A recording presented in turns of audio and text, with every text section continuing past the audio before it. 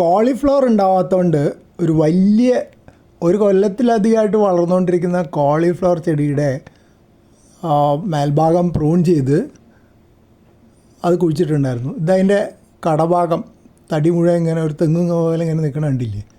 ഇത് കുറച്ച് മുമ്പ് അതിന്ന് ലെയർ ചെയ്തെടുത്തുണ്ടായ ഒരു ചെടിയാണ്, ഒരു ശിഖരം ലെയർ ചെയ്താണ്. അത് നന്നായിട്ട് വളരുന്നുണ്ട്. ഈ ഐറ്റം കംപ്ലീറ്റ് വാടിപ്പോയതായിരുന്നു. അപ്പോൾ ഞാൻ വിചാരിച്ചത് പോയിന്ന്.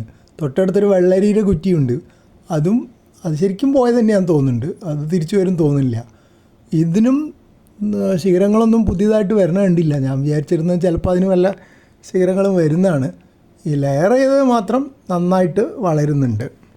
വാടിപ്പോയെന്ന് തോന്നിയതിൻ്റെ മേൽവശം വിടർത്തി നോക്കുമ്പോൾ പുതിയ ഇലകളാണോ വരുന്നത്, തളിര് പോലൊരു സംശയം. ഇത് കുറച്ച് സൂം ചെയ്ത വ്യൂ ആണ് കേട്ടോ. പക്ഷെ കാണുമ്പോൾ നല്ല ഫ്രഷായിട്ടുള്ള ഇല ഉണ്ടോ എന്നൊരു സംശയം. നേരത്തേക്ക് അത് നല്ല വാടിയിട്ടാണ് വരുന്നത്. അതോ ഇനി മഴ പെയ്തപ്പോൾ കുറച്ച് വെള്ളം കയറിയപ്പോൾ വന്ന ഉശിരാണോ എന്നറിയില്ല. എന്തായാലും കുറച്ച് ദിവസം കൂടെ കഴിഞ്ഞാലേ അറിയാൻ പറ്റുള്ളൂ. അടിയിലത്തെ ഇലയൊക്കെ നല്ലോണം വാടിയിട്ടുണ്ട്. മേലത്തെ ഇല പുതിയത് വരുമോ ഇല്ലേ, പിന്നീട് അതിൽ കോളിഫ്ലവർ ഉണ്ടാവുമോ ഇല്ലേ എന്നുള്ളതൊക്കെ വലിയ വലിയ ചോദ്യങ്ങളാണ്.